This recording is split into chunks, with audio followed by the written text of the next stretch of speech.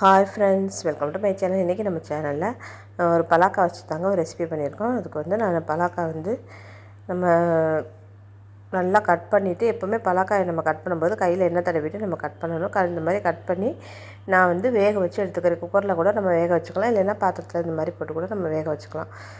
நல்லா வெந்ததுக்கப்புறம் இதில் கொஞ்சம் உப்பு போட்டு நான் வேக வச்சுருக்கேன். இப்போ வந்து நம்ம இதை வந்து அப்படி நம்ம ஒரு ரெசிப்பியாக செய்ய போகிறோம்.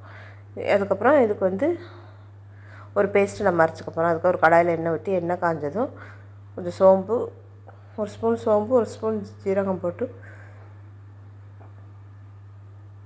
அதேமாதிரி ஒரு ஸ்பூன் அளவுக்கு கசகசாவும் சேர்த்துட்டு, இதில் வந்து கொஞ்சம் பொட்டுக்கடலை, ஒரு பொட்டுக்கடலை எவ்வளோனா ஒரு கைப்பிடி, ஒரு 2 ஸ்பூன் அளவுக்கு பொட்டுக்கடலை சேர்த்துட்டு,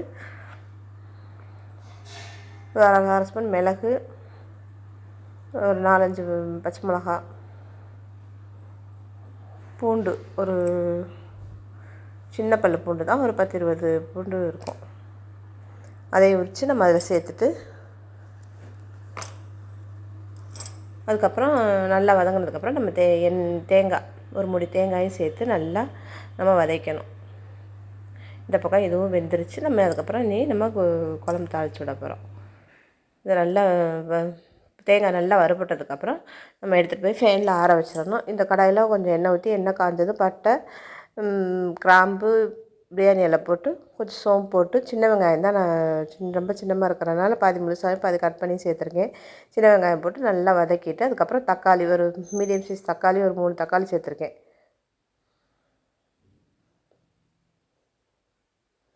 3 தக்காளி சேர்த்து நம்ம நல்லா வதக்கிடணும்.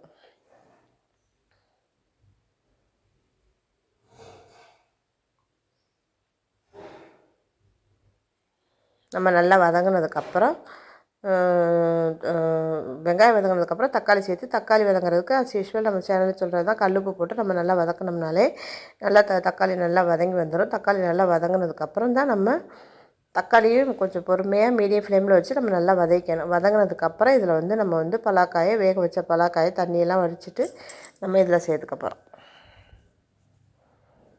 இதில் சேர்த்து நல்லா மிக்ஸ் பண்ணிவிட்டு கொஞ்சம் நேரம் அந்த எண்ணெயிலே நான் ஒரு வதக்குனதுக்கப்புறம் அதில் 1 பை 1 மசாலா சேர்த்துக்க வேண்டியது தான். பலாக்காய் வந்து நம்மளுக்கு நான்வெஜ் சாப்பிடாத நேரத்தில் பலாக்காய் சாப்பிடும்போது அது நான்வெஜ் டேஸ்ட்டில் இருக்கிறதுனால பலாக்காய் குருமா நல்லாயிருக்கும். இதே இது நம்மளுக்கு வெள்ளையாகவே குருமா இருக்கணும் அப்படின்னா நம்ம வெறும் பச்சை மிளகாய் மட்டும் போட்டாலே நம்மளுக்கு போதும். நான் இன்றைக்கி 2மே சேர்த்து தான் செஞ்சுருக்கேன். மிளகாத்தூளும் போட்டிருக்கேன், பச்சை மிளகாயும் சேர்த்துருக்கேன். நம்ம வெறும் பச்சை மிளகாய் மட்டும் சேர்த்தோம்னா கலராக வெள்ளையாக இருக்கும் குருமா. இது வந்து கொஞ்சம் நம்ம மசாலாலாம் சேர்த்ததுனால நம்ம சாதாரண அசிஸ்டல் குழம்பு மாதிரி தான் இது இருக்கும்.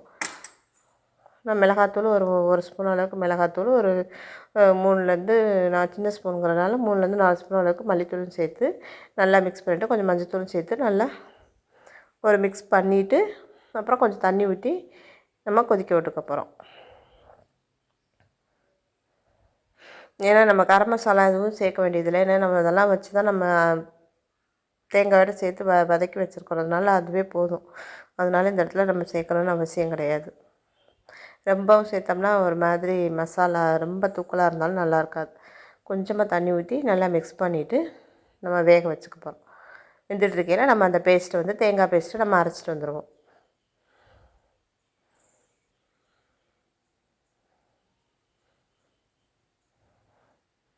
இந்த மாதிரி மிக்ஸ் பண்ணி விட்டுட்டு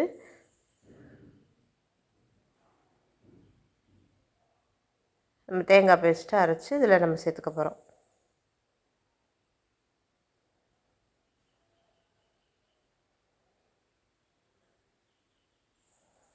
எல்லாத்தையும் மிக்ஸி ஜாரில் மாற்றிட்டு நல்லா ஆறுனதுக்கப்புறம் தான் மிக்ஸி ஜாரில் சேர்த்து நல்லா நைஸாக அடிச்சுட்டு நம்ம வந்து இதில் சேர்த்துக்க போகிறோம். சேர்த்துட்டு தேவையான அளவு தண்ணி நம்ம மிக்ஸி ஜாரை அலசி ஊற்றிட்டு தேவையான அளவு தண்ணி ஊற்றி நல்லா கொதிக்க விட்டுட்டு, கடைசியில் ஒரு நம்ம சாப்பாட்டுக்கு செய்கிறோம் அப்படிங்கிறதுனால கொஞ்சமாக ஒரு சின்ன சொல புளி மட்டும் கொஞ்சமாக கரைச்சி லாஸ்ட்டில் சின்னோண்டு ஒரு என்ன சொல்கிறது, ஒரு சொலை தான், கொஞ்சமாக புளி சேர்த்து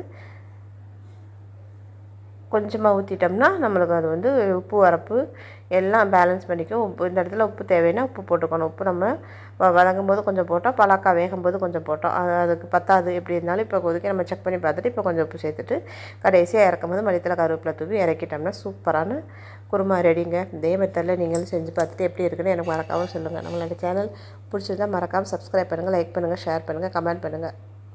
தேங்க்யூ.